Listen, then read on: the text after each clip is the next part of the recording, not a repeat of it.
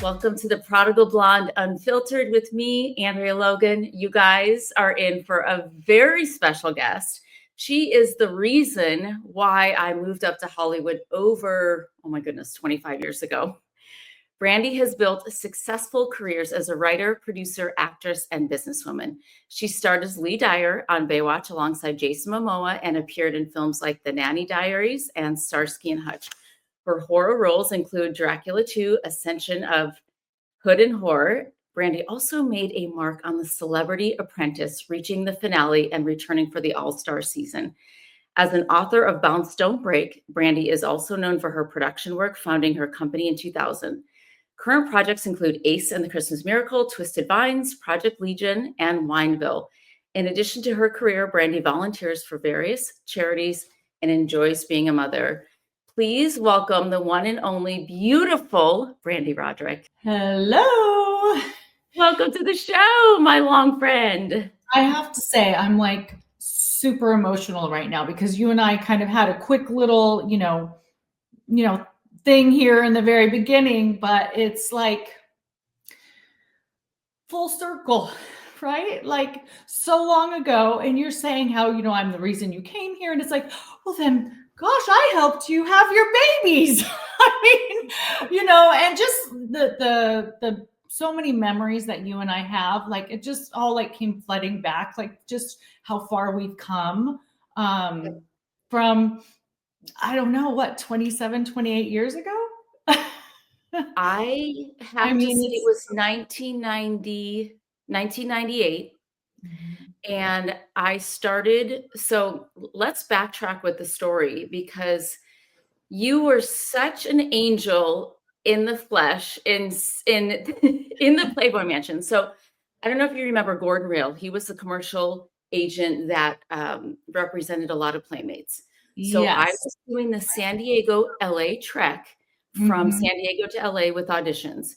He invited me up to the Playboy Mansion, my red Honda Civic, my Forever 21 black dress. And he said, meet me at the mansion. I have you on the list. So here I go up to the Rock and I pull up to these beautiful men in tux, my red Honda Civic, and I'm shaking like a leaf, open the door, and I see a Leonardo DiCaprio. I'm looking for this guy this was, I want to say, before we even had, I think I had a Razor flip phone. Oh yeah. No camera phones back then, for sure.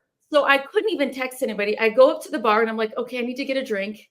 And this, by the way, I wasn't even 21. That tells you how young I was. And you were the very first person, I kid you not, within like 10 minutes of me looking, it's very overwhelming and everybody is very beautiful, right? And I'm like, oh my gosh, I'm this little Chicago girl, like a deer in headlights. And you were so welcoming. And you said, hi, I'm Brande. Nice to meet you. And you literally were like instantly a big sister and were so beautiful and so friendly. And from then on, it was like, before I knew it, I was there every week. So that was my introduction, but we became best friends. Right. Yes. And roommates and all of the things. But yeah, I always had that affinity towards you of you are like my little sister. I mean, that's for sure, how it all started and, seeing you and hearing you, it's like, brings back all that, all those feelings. And we just had such a wonderful connection. And when we were living together with Nena, it was like we were just this little happy family. I remember we got our Christmas tree the one year and we all had like Christmas together. And there's just, it was like this really wonderful connection that we had as like sisters. Well, I have to say, what most people I'm sure know about you, but I want to take the story back to you growing up and you moving to LA, because when I moved there, we're, I think a couple years difference, but you were really my big sister, took me under your wing. And from the moment I met you, you were very ambitious and very driven. And I don't want to forget, do you remember our first acting teacher, Bobby G? Bobby G at Tracy Roberts' studio. So no, I remembered the Howard Fine when we went to him, but so remind me of Bobby G. So Bobby G, okay, so I get out there, I'm like, Brandy, I don't know how I'm going to pay my rent. And so you're like, okay, you need to do this. I came out there with $350 in my Isuzu Migo. Here you are with your Mercedes and I'm in my Isuzu. And you're like, okay, do this, do this. And you were helping me try to book jobs and, you know, the non-union and then the union and all the things. We work all the 16-hour days for $100 or whatever. Right. And we went to acting class at Tracy Roberts' studio, and Bobby G was the catalyst to inviting you and I to church in Malibu Vineyard. Oh. Do you remember that? Well, yeah, I remember that part, but I didn't remember who brought us there. I mean, I remember even, you know, us after church hanging out with oh my God, now I'm gonna blank on his name. Oh my God. Oh shoot. Anyway, but yes, I have all the memories and everything, but I couldn't figure out how did we come about that? And I couldn't remember. So now you're reminding me, Bobby G. Okay. So Bobby G invited us and we went to Webster Elementary, which was the church there, right? And so you would come home on the weekends. So we would get to hang out on the weekends, and then Hef sent a limo for you and I, and maybe was Nena with us? I'm not sure if Nena, our other roommate, joined us. She might have been. But I remember him sending a limo for us to go to church. Yeah. And I remember, oh, look at these sweet people worshiping. You know, I was like, oh, that's really sweet. Church is so sweet. So that was really the first time I had gone to church in LA, and that was with you. And that was because of our acting teacher.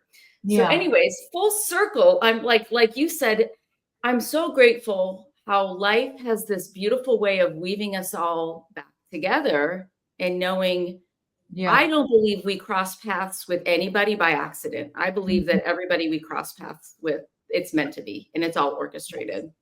For and sure. I know that you're a huge reason why I'm still here and why I kind of fell down, got back up, but really we're such a gift as a woman that knew what she wanted in her career. And also you were very ambitious, very driven. And did you not get your real estate license at like 18 years old? Yeah. Yep. So take us back. And also, by the way, your parents, I love your parents. Please tell them I said hello. They are so sweet. I will. So take us back to how you were raised, childhood, and what gave you that drive and that focus. Well, I feel really lucky, blessed that my mom was very much, you know, the type of person that, you know, she would tell me, whatever you want, you can have it. Just go after it. You know, if you work hard enough, you can get it. So I feel very lucky that I really had that instilled in me at a young age. So through high school, I always wanted to be an actress. I always loved also real estate. My parents were very much, they'd get a house, they'd knock down walls, they'd rebuild it. Like that's just them. They're creative people that love just, you know, doing that sort of stuff, like remodels. So when I was in high school, I was like, this high school thing is just holding me back. You know, it's just not, you know, I want to get out there and make money. I want to, you know, do real estate. I want to, you know, I wanted to do it all. So I went to my counselor. How can I graduate early? I got to get out of here. I want to go and make money. So I went to junior college classes and I did independent studies. So I graduated a whole year early. And even though I'm class of 1992, I actually graduated class of 1991 so that I could then get out to go take my real estate classes at 17. And then once I turned 18, I went and took my real estate license right away. So that once I turned 18, I got my real estate license. I did the real estate thing. And it was hard. You know, I did it. I was knocking on doors, trying to get people, you know, to list their homes. And, you know, but people would look at me like, oh, cute. You're so cute. Like I was their granddaughter, right? Like, I mean, who would list their house with some girl that just turned 18 who just got her license? Nobody, right?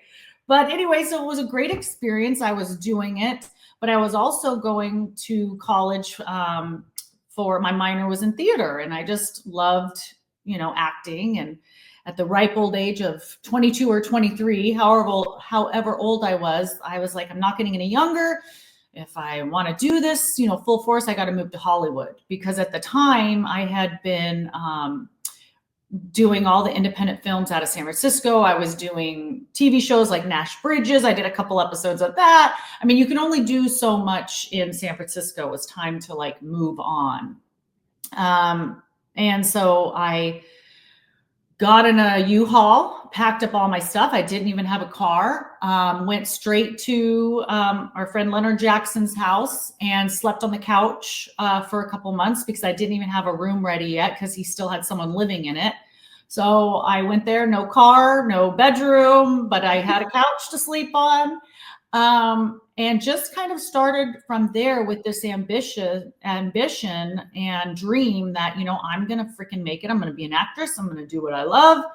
And I started from scratch, obviously, because I didn't have anything. And I remember going to auditions. I had to borrow Leonard's car. And I don't know if you remember this or not, but it was an old Porsche and it didn't have a first gear. And this was a stick, back in the day when we had sticks. So I had to start the car and I had to drive in second gear. So you have to go really slow, right, to try to go in second gear. But that's how I would get to auditions. So I had a friend that was nice enough to lend me his, beat up Porsche with no first gear. But that's kind of how it all started. And then I just, started building up everything. And then my very first gig was the 90210. And I can't remember if you and I were living together or not at that time when I got that, but that was my very first speaking role, was 90210. Then that went on to Love Boat, where I did 2 episodes of Love Boat, and just kind of, kept going. And as like we started with acting classes and never stopped. I continued to do and take acting classes even after I came back from being on Baywatch, just, it's like working out, right? You got to keep that muscle going. But that's how it all started. I just started on a dream, a hope, an ambition, and took a risk, and thankfully it paid off and, worked out for me. But I think that that's really important, right? You'll never know unless you take that leap. Well, and most people don't want to be uncomfortable, right? Like, you had a dream and a desire and you're like, I will sleep on someone's couch. Mm-hmm. That's the thing of like, anytime we excel in life, we have to do things that are really uncomfortable, and we have to do it afraid. And we have to, I tell my kids, I'm like, you have to be okay to suck at something, because you're going to suck. Right. Yeah. And I think, that's so important for people when they're pursuing their dreams, that, we are our worst enemy, right? Mm-hmm. Like, and have you always been confident? Like, even as a little girl, was it that your parents instilled confidence? Like your mom said, you can do anything, just go get it. Like, was that something that, because let's be honest, if you don't have a thick skin, Hollywood will beat the crud out of you. Mm-hmm. I mean, the rejection and I think I got a thick skin because it was not always easy, and I was not always confident growing up, right? I mean, I was not the popular kid. I did get pushed around a little bit at times, and, things were said that were very hurtful. And so I think that kind of adversity, and when things happen to you, you grow a thick skin over time, right? I think now the key is to, you have a thick skin, but not to have such a thick skin, right? Because you don't want to be numb to everything. So there's that balance of trying to find, not being so tough, right? Because sometimes you can be too tough. But you need that to survive sometimes in certain things and to get where you want to go. And especially in Hollywood, you do need that thick skin to get through it. I think it's a lot easier now for women than it was when we were, pursuing our dreams and aspirations. I think it's definitely more favorable to women now than it was before. So I think that women nowadays maybe don't have to have such thick skin as they used to. Well, and that 100%. And I think you made a really good point because as we get older, I think we get more humbled. We go through more life, right?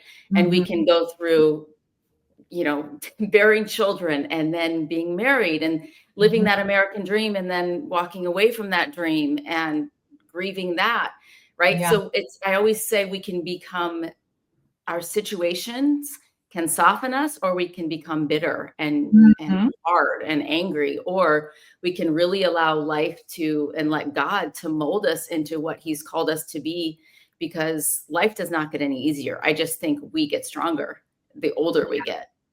Yeah. um so that was a really good point. And Yeah. take me back now. Okay, so when we were living together, you had just you were in that world of Playboy. You knew what you wanted.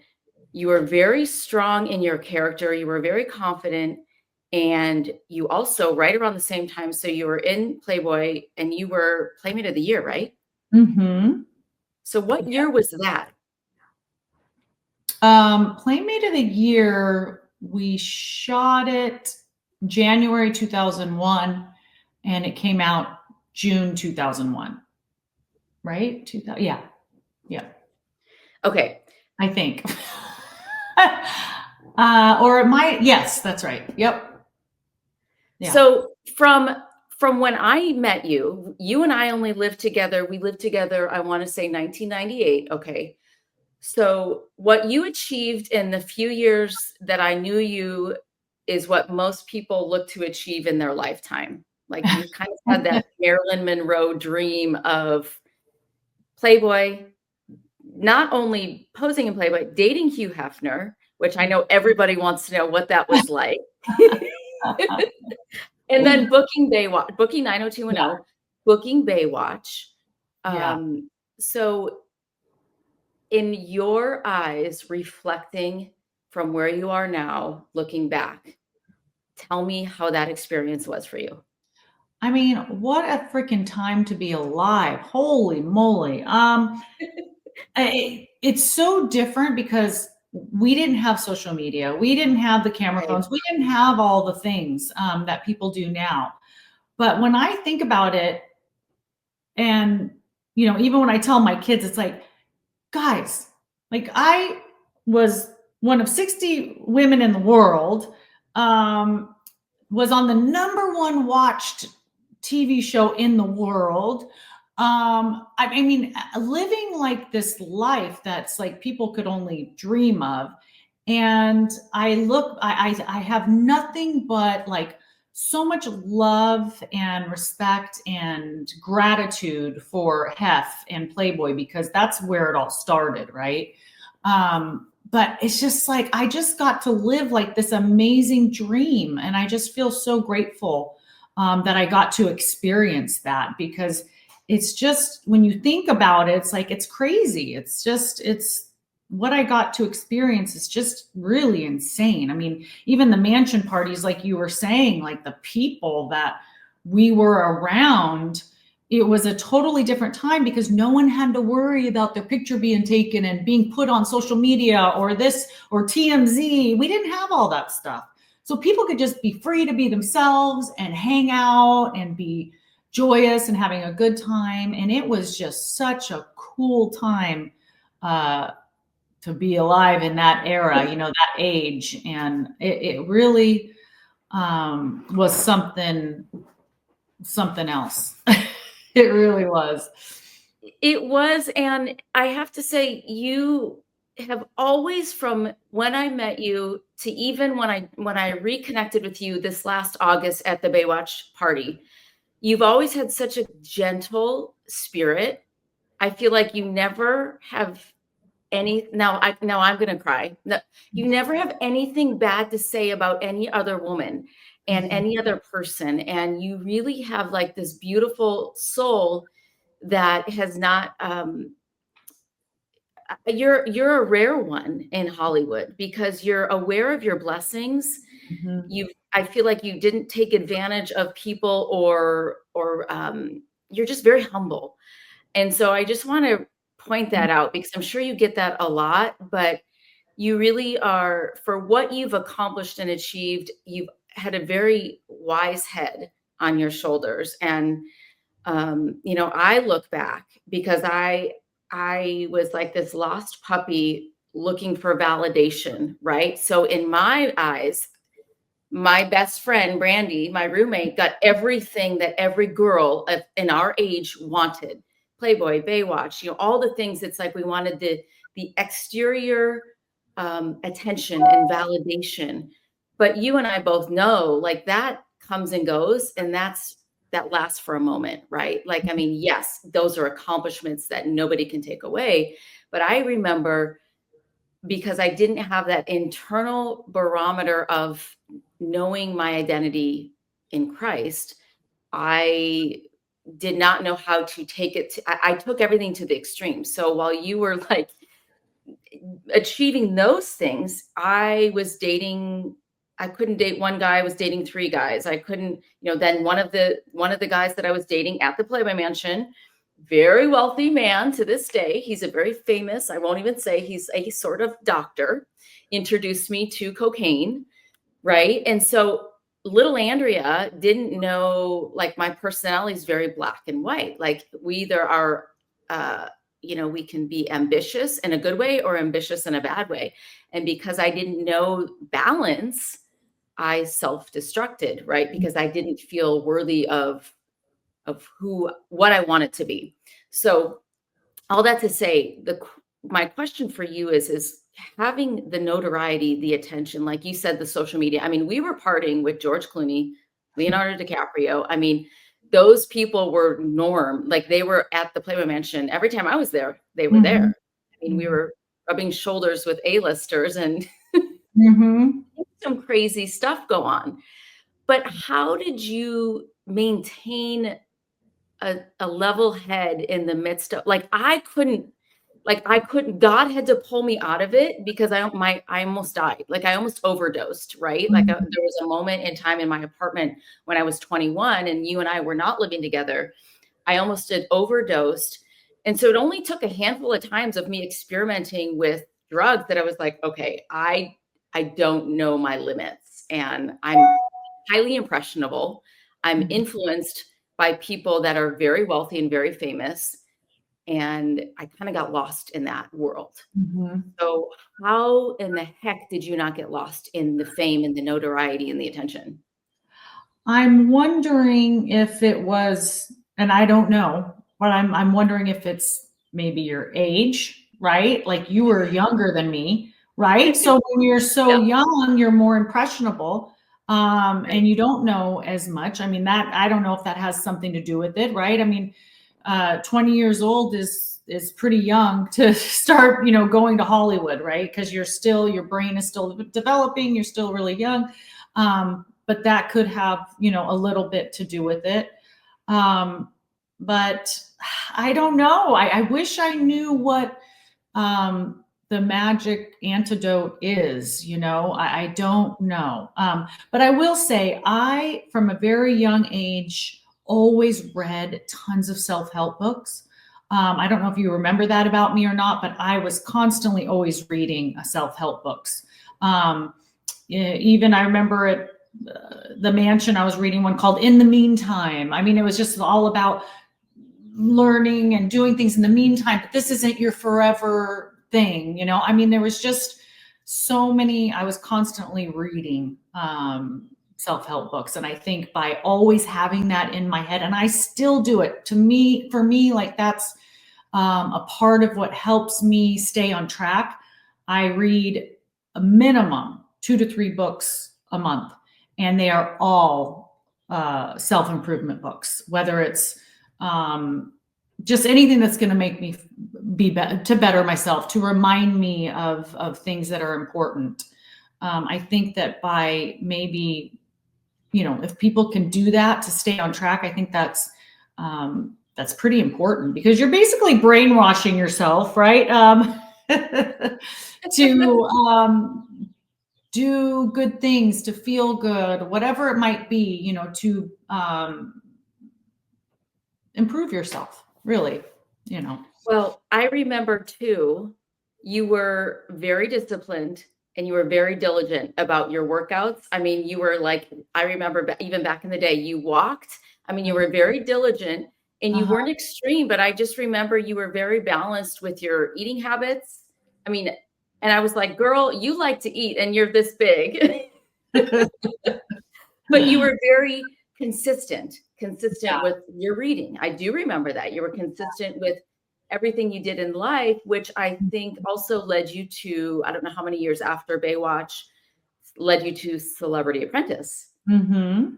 Yeah. And you were, I think you blew a lot of people away because of where you landed in the end, because they're like, oh my gosh, she's gorgeous, but Oh. she's brilliant. Like she's really smart and she's a good businesswoman. So how was that experience with Trump? And gosh, that has to be what, how many years ago?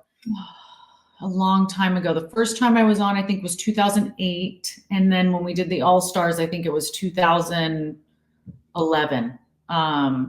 But fantastic experience. I loved it. I'm a very competitive person. I remember when I first found out I was going to be on the show, I went back and I watched every single season, every episode, to learn, okay, what are some of the things that's going to happen? What's going to, how is this going to go? And I created this binder and called everyone in my Rolodex who knew anyone in New York City that can help me with whatever it might be, like someone that might have a printing business, someone that's an interior decorator, someone that's a chef, called Guy Fieri. I called everybody and I had my Rolodex ready so that when we came to a challenge, I was going to, be able to conquer it. That helped me. I got all the way to the end. I was on every single episode of that season. And that determination and that, I'm going to win, that competitiveness really paid off when it came to that. But it was a grueling experience. I mean, we were working 18-hour days. We'd have like 5 hours of sleep, and then, it was just, it was a lot. It wasn't like it was all, frolicking, having fun and whatnot. I mean, it was serious business, but I loved every second of it. It was awesome. I had a great time. So when filming, how many weeks did you film that show? I was there for 5 weeks in New York. Mm-hmm. And did they actually pay you, or is it until the? Oh yeah, yeah. You get paid, and then you win all kinds of money for your charity if you win your task. That's So they amazing. pay you for your time, which, right? I mean, you can't go away for 5 weeks and not, get paid for your time. So, I was very blessed to have that opportunity, but also to give so much money to my charity was awesome. What So was your charity? the first time around, it was California Police Youth Charities. So it was a charity that, gave money to at-risk youth, to give them college scholarships, computers, all that kind of stuff. And then the second time was for an orphanage down in San Diego. And, because at that time I had just had my children, and I was, I wanted to, I can't imagine a child, without help or family. So this was to help, orphanages in San Diego. Oh my gosh, I love your heart. Oh. So, okay, so so you had your babies. How old are your boys now? 13 and 15. Okay, so I have a 15-year-old also, and an Yes. almost 19-year-old, and then my 12-year-old. So Wow, 12, 15. you started before me, 4 years before me. Okay. Hey, do you remember? I'm sure you remember, but when we went on that double date, were you already married? Were you already married, or you were getting married? I can't remember. No, okay, I'm glad you brought that up. So I want to say I was married maybe a year, Okay. and this was like in 2004. Yes. Okay. Yeah. And it was the owner of Joffrey's, right? Yes. Okay. Are you Yes. still friends with him? Yes. So he was our best man in our wedding. Yeah. So we got married in 2003. David and I were legally married, gosh, 17 years. We were like separated 15 years. And then he married another friend of mine that went to Bel Air Press. Probably have to cut this part out. Wait, but they just went through a divorce. They went through a divorce. Who married your friend? So the guy that you went on a date with. I didn't know if you, okay. Yes. I thought you were talking about, I didn't know if you were talking about your ex-husband ended up marrying your friend. And I was like, what? No, although the next person I'm interviewing after you, he's like, is she single? And I was like, yeah, this is how we talk. He's like, well, let me know. I'm like, I don't think like, okay, I don't know how you are with your ex, but we talk about that kind of stuff. So the guy that I went on the date with, what the heck was his name? Jeff. His name was Jeff. Jeff, that's right. It was spelled Geoff though, right? So no, it's Joffrey's is the restaurant in Malibu, which the original owner's name was either Jeff or Joffrey's with a G. Oh, okay. Then Jeff Peterson, started as a busboy, then as a server, then as a manager, then bought the restaurant, got a loan when he was like in his 20s, bought the restaurant. Mm-hmm. Anyways, I want to say let's see, you guys we had that double date. It was like 2004. And then I think he ended up getting married in 2006. They just went through a divorce, I want to say last year, or the year before, but they have 3 kids. Sadly, I think we're all divorced. Yeah. But it's part of the path. I mean, it is what it is, right? It's part of the path. Other than your parents are still, how long have your parents been married? Well, I'm 50, so I think this year will be 52 years, maybe. Stop it. Yeah, crazy, right? Yeah. Okay, that's rare. My grandma has been I just lost my grandpa. They were married. My grandma's 90, almost 92, 71 years, which is like, it is crazy. So anyways, what were you going to say about the date? I want to hear about. I don't know. I'm just like, that was a fun night. So, but that was leading up to that because we were talking about kids and relationships, right? Yes. I don't know. Okay, so your babies. How did you meet your husband? Your ex. He's your ex. Yes, my ex. It was in the end of 2004. I got a call to come in and audition for a horror film. And it turns out, and I was already on that show, The Surreal Life, with MC Hammer and Vince Neil and Manuel Lewis. So there was this episode on that where it's like, we got to find Brande a date. And it was all about each one of them had to go out and try to find me a date. And I had to choose which guy I wanted to go on a date with. It was kind of like that blind date show. Gotcha. So the episode was called Brande Needs a Date. So this guy, my ex-husband, sees me on the show and he sees me drinking champagne out of a red Solo cup. And he's like, I'm going to marry that girl. So his friend was producing a horror film that he was helping out with. And so he called my agent and had me come in to read. And he was in the audition room when I went in to read for this horror film. And as I was leaving, he came running up to me, says, hey, I have a sports radio show. Would you come on and talk about, your favorite team? Because for whatever reason, we started talking about the 49ers when I was in the audition. And I was like, yeah, sure. And it kind of started from that. So he had this plan. He went out and he found me, and had me come in to audition for this movie. So he was trying to think of a way that he could meet me. So I met him on the casting couch. So I got the role and the guy. So, but that's how we met. Yeah. On the and you have 2 babies, which they're gorgeous, by the way. One looks like him, one looks like you. Yeah, coloring wise, for sure. Yeah, definitely. So I have one brown one white one, I say. Oh my gosh, that's so cute. Yeah. So you were married for how long? 10 years. Well, we were together 13 and married 10. Yeah. And so after you had babies, you moved a little bit outside of LA. Is that right? Yeah, we moved to San Diego because he was from El Centro and had lived in San Diego at the time.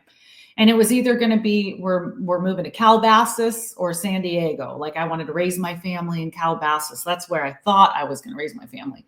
But then he's like, no, we're not staying in LA. We're not going to have a family in LA. You're going to come out here. So moved to San Diego and, and left pretty much, took a hiatus from Hollywood for quite some time living out in San Diego, because as you know, you tried it in the beginning. It's kind of hard to work and pursue that working career while living somewhere so far away. Well, and you had babies that you were raising, so it's like nearly impossible with the commute and then impossible. Yeah, pretty much. So you are now, okay, so you raised your babies, they're 13 and 15. Mm-hmm. And and you've produced a bunch of films, and you also released a book, Bounce Don't Break. So talk to me about, what is it that you are most proud of in your career? And like, in a perfect world, what do you want? What does Brande want, like, from this day forward? Holy moly. Did you say what I'm most proud of in my career? Yeah, like, what are you most proud of in terms of accomplishing? Do you prefer to be acting, to be modeling, to be producing? Like, because at the end of the day, for instance, people are like, what do you like most? And I kind of like everything. The easiest part for me is acting. Why? Because you get to show up, memorize your lines, and get paid. Mm-hmm. Producing, you get to be creative. You get to build projects. Yeah. And for me, even podcasting is like, I love to share people's stories because that's how we inspire each other. Yeah. Well, for me, I mean, I think that I was very proud of writing my book. And I wrote that because being at the mansion, I was always kind of the mother hen and always had the girls, looking up to me, asking me for advice. And, one day I was like, I'm going to put it on paper. And one moment that I was very proud of with that is that James Gonis, who was the head of Playmate Promotions, he came to me and said, Brande, we want to order, tons of your books, because everyone that becomes a Playmate, we want to give them your book. And that for me was like, just this wonderful moment of, that's why I wrote this book, really, is for these young girls. And here they are, they wanted to give my book to each one of them. So that was a really amazing, proud moment for sure. But creating my own film in Wineville, directing, producing, acting, that was a very proud moment, because I did it all. It's like it was so hard and so much work, but I freaking loved it. I loved every minute of it, as hard as it was. So I'm very proud of being able to see something through and to the end. Now it's out, anyone can see it, and it's that's an amazing accomplishment. Something I've always wanted to do. I definitely enjoy acting and producing the most. I would say directing the least, only because when I'm on set, I don't want to have to worry about directing and acting, and you know what I mean? It's just too much. It's a lot. It's a lot. However, as a director, all the pre-production and post-production, I freaking love. Like, I love everything about the editing process, sounds, music, color, all of that I absolutely love. But trying to act and be on set directing is something that I don't aspire to ever do again. But I love it. I love it all. And as far as your question of where do I see Brande, like what would make me happy? For me, it's like I've lived and accomplished all of my dreams career-wise. For me, it's about building up two young men to be the best they can be now, right? Like, I want to help them fulfill their dreams, go after their passions. And that's what's most important to me right now. And that is what really brings me happiness. And I just want to be happy and raise two, fantastic young men. That's like my goal right now and what brings me happiness. Do I still love producing and acting and all the things, 100%, absolutely. But it's not like something, whereas before it was like a driven thing, like I have to do this, I have to accomplish it. Mm. Now it's like I've done it and now I just get to have fun with it. But my biggest dream is to help my children follow their dreams right now. That's my next, thing I have to do. I love that. And I love that you're very resilient in every season that life has thrown at you. And also it seems like you've not had a break, even though you moved to San Diego. It seems like you've just been able to keep riding the wave. Yeah. Because Mhm. Go ahead. every time I turn around, I see you have new content. And we have a mutual friend, Jim Jordan. Oh, yes. Love you. I saw you guys just shooting recently. Yeah. Yes. I think that in our life, we have to pivot a lot. And Yes. I feel like I'm constantly recreating myself. Like, what Yep. does Brande want to do in this next chapter of her life? And this, it's like I'm constantly recreating, constantly pivoting, because you're not the same person you were, 5 years ago, or maybe even a year ago, 10 years ago, 20 years ago. You constantly pivot and you're doing different things, and different things bring you joy. The things that brought you joy 20 years ago might not bring you joy today, and there's going to be something else. So I think there's something to be said about being available to pivot, and change. If you're being called to something else, it's just, I think that's important to not think that, the dream before was wrong. It's just, things change, just like with, marriage, right? Like that was my dream, to have, the white picket fence and be with my husband on the porch watching our grandkids. Guess what? That dream changed. Now I have a new dream, right? And we just pivot. It's just a different, you went and just changed your TV set, right? Now there's this new dream on a new TV set. And you just have to like go with it and pivot. Yes. Yeah. So, and your boys seem like you're doing an incredible job raising them. What do their little friends at school say when they know that their mom is this gorgeous, hot Baywatch babe, Oh, Playboy playmate? Like, how do you explain that to well, little teenagers? it's tough now, because now they're at the age where boys are, they've hit puberty, and they're not nice. My Right. oldest son, who is very religious, I will say, and it's hard for him because the kids will say bad things, about Googling their mom and seeing naked pictures, and that kind of stuff, which it's really hard on him and really hurtful to him. And so that's kind of a little bit of a struggle, because there's nothing I can do about that. And for me, I'm so proud of my past and my career with Playboy and Baywatch and all the things. I'm a person that really believes in the beauty of a woman's body, and you should never be ashamed, and to each their own, right? Everybody's different. Right. So it's hard for me to hear him, have to go through all this and deal with this, where I'm, on one side, I want to say, like, screw them, like, don't worry about what they have to say, like, who cares? That's like the free bird part of me. But then there's the mom and, everything else that has to, really try to help him through that. It's really tough. But then there's my younger son, who could care less. He's just like, whatever, like, he doesn't care what people say or whatnot. But, so, and it is interesting how your children can be so different. But, that is a bit of a challenge right now with my oldest son, actually, having to deal with that. But I think that maybe as he gets older and gets into high school, it might, dissipate, and he might, I don't know. I guess it's just, we'll just have to find out and pivot and, work through whatever ends up coming. Yeah. Yeah. I mean, the thing is, the older I get, I'm in no place or position to tell anybody.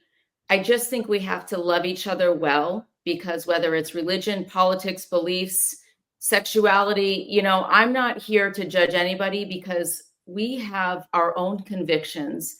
And you could be raising the next two men. You could be raising a son that's going to be a pastor, that's going to bring millions to the church. I think I might be actually one of Right? the oldest for sure. Yeah. So it's like, who are we? I mean, God uses the craziest of stories to bring the most radical people to his kingdom. And so I think, the fact that you are genuine, that you're raising your boys, and like you said, that's your dream now, is to raise your boys. Mhm. And no, and I think people are going to hate me for saying this, but just because I raised my children in a Christian home, we did everything the right way. I was a born again Christian. I waited to have sex until marriage. I didn't Mhm. pose for Playboy because I was like, I remember Hef saying, "You want to pose for Playboy? You need to eat. You need to gain weight." And of course, I was like, "These in those days." Yeah. So, and then I became this radical church girl that went from the Playboy Mansion half naked. By the way, I brought my mom to the Midsummer's Night Dream party. She was Mhm. my guest, right? Yeah. To then radical transformation. But God had to do that for me, because I was going to be dead. Like, that Mhm. was my path. I just didn't know balance when it came to that world of partying and celebrity and all the things. And it just really took me down. So God had to pull me out. But I look Mhm. at the way I've raised my kids, Christian home. We started PureFlix Christian network, right? The first faith-based network, sold it to Sony 5 years ago, raised my kids, but they're going through their own stuff. Mhm. So who am I to judge anybody, or who are we to judge anybody? Because my kids are going to go through their path. Your kids are going through their path. And look at your son, might be a little pastor. I have one of my children that's very hurt and angry right now at God because of what he's going through with his own health issues, right? And so it's up to us to reach out to God and find him on our own path. And Mhm. God works in the most mysterious ways. I mean, Hef, the creator of Playboy, Mhm. that started Marilyn Monroe's career, right? Like, Mhm. he's the one who sent a limo for us to go to church. Yeah. Like, so I always say God works in the most beautiful, mysterious ways. For And the sure. world can judge, right? We can judge, and throw we can throw arrows at each other, but I'm like, guys, life is really short. We're here to inspire and love each other. I mean, that's really, 100%. yeah, I feel like the judgment thing, oh gosh, that just really gets me. I don't like it when people judge. It's like, why? You don't know what they're going through. You don't know what their situation is. We just have to uh, lend a hand, care about each other as much as we can, and not judge. I mean, it's like a pet peeve of mine when people judge. I just can't stand it. Like, just let people be who they're going to be. It's their path. And, even yep, with the kids saying what they're saying to my son that has him hurting right now, it's like, you know what? That's going to help him in life. That is making him become the man he's going to become. This amen to that. adversity he's going through is going to create this wonderful kid that's going to be able to get through so many things, and he's going to help somebody else out down the road from this experience. So I think that we just have to let people go through the stuff they're going to go through, and not judge, and be here to love and open arms, and you know let people be. Well, it's true. I mean, I always say, I relate to the drug addict in the alley more so than or the stripper in the strip club, more so than I relate to the perfect little, Patty Perfect in the Mhm. church. Right? And so Yeah. that's why, like you said, which is why I think we got along so well, is because we're very open and honest with our journeys, and sharing our stories of the good, the bad, and the beautiful, not just the perfect side of life. And, Yeah. really trying to love people where they're at and where they need. you know, because I think we're going to be very surprised when we get to heaven and realize like all those perfect little Christians that we thought were doing great works. And then meanwhile, there's people that aren't going to church, but they're serving God more than the people in church. Yeah. You know? And I Yeah. see it all the time. And I see it with your heart. I see it with the way you're raising your boys. And I love that about you. And Mm.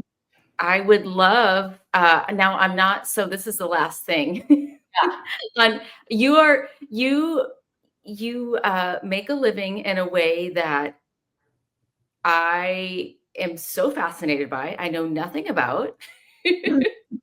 So tell me, you do a lot of like photograph signings and like, what is it? Not the 90s con, but you go to like these Baywatch signings. Do you still like people pay for your photographs, right? Yes. I mean, that's like Trading cards. You're like, Brandy's a trading card. Yeah, yes, I have trading cards. We go to all these conventions and like we have Baywatch reunions and people bring, either we have them or people bring their own photos. We sign them. They are like, we have gone to Comic-Cons, all different kind of horror cons constantly, you know, all the cons. But yeah, it's just another part of my career that is a blessing. For me, because I can still make a living off of, you know, different films and TV shows I've done in the past. And so, yeah, it's a real blessing to be able to do that. I love that.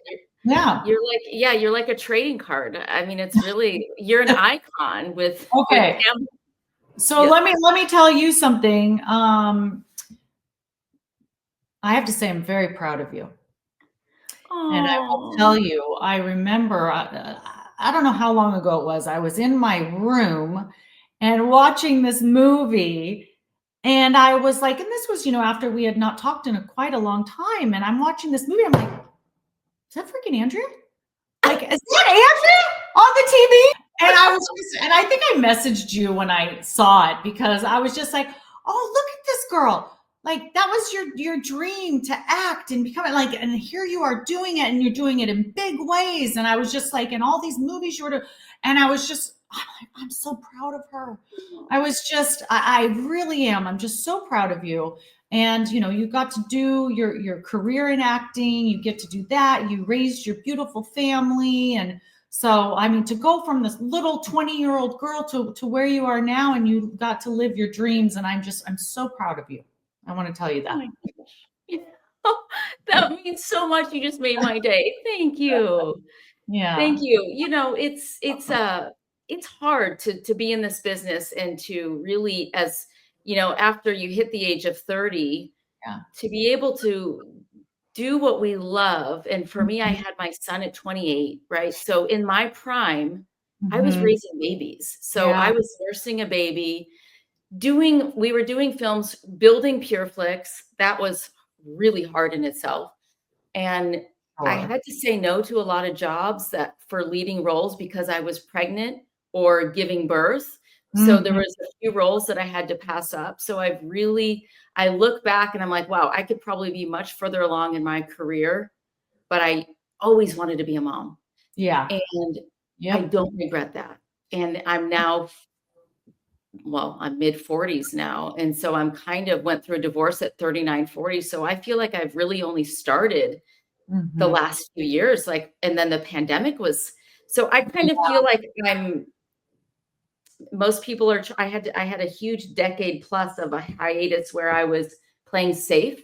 I was the wife, and you know, we have to do multiple podcasts because I don't know about you, but marriage, you know, I was doing everything right, but I was a shell of me. Like I just was like going through the motions of going to church and doing the Christian films and raising the babies, but I just was, part of me was so complacent that even though I don't wish divorce and starting over upon anybody, I think I'm more at peace and more free than I've ever been. Right. But when you stop being, when you're a creative person like you are, it's hard to not be creative, right? Like we need to feed that creativity. And when you're not doing that, you can kind of lose yourself. So, now that you're back, and you're doing your creative things, you're being able to, feel more fulfilled. Yep. Yeah. Thank you for saying that. And I'm so grateful that we reconnected. I want to maybe I can start not an OnlyFans, but maybe like Only Bibles and have you on with our PJs and because this mama has some LA property taxes. You know how it is, how expensive it is out here. Gosh, yeah. But trust me, if there was a way to make money selling feet, I would have done it already. So I don't know if I believe that. Right? I know. So Yeah. that's But if something she I'm gonna is, talk to more you. power to her. I wish I knew her secret. I love you. Oh, So gosh. how can we support you? I know you just released Wineville, which is on what platform? So you can watch Wineville pretty much anywhere now, Amazon, Apple, Google Play, Tubi. You can even go on winevillemovie.com and get an autographed DVD and picture that comes along with it. For me, it's like, you could support me by watching my movie. I mean, if we could all just support each other, in these little things, we'd all be supported, right? So support a girl that fulfilled a dream, and I just think if we can all just help each other out and support people living their dreams, then we'd all be happy. Amen to that. And I want to bring you back on too and get all your secrets because I tell you what, when I saw you in August, I'm like, this girl hasn't aged. You look amazing. You look amazing. To say. And yes, so I love that stuff too. Someday we need to get back on and do the health and beauty hacks. Not to mention, I would love one of my things. It would be so fun if we could do a project together. Who knows? I'm just going to throw it out there in the universe and say, Lord, yeah, that's right. I'm catching it. Lord, have your way. But it would be really fun to come full circle, like you said. I know, right? I love you. Oh, I love you, honey. I love you so much. And thanks for having me on. And congratulations on your podcast. And hopefully I'll see you soon.